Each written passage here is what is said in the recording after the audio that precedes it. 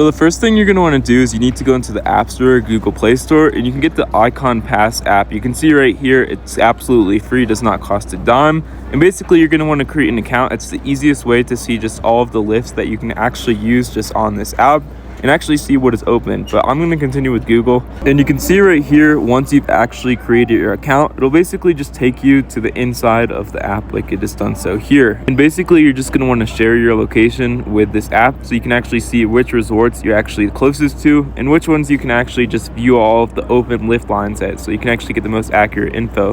But in this case, you can see right here, if you allow it to have your location, you can see it'll just show you on the home screen which ski resort you're actually at. You can see I'm at A Basin right now, and it'll show you the conditions and the next 24 hours, etc. You can view all of the different ski resorts, mountains, weather just by clicking on these on the mountain sign, and you can see your pass on this page like so, and how many days left you have.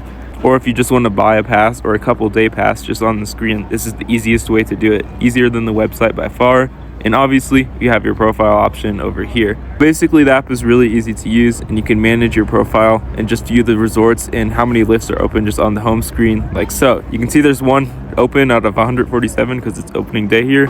But yeah, it's pretty easy and cool to do.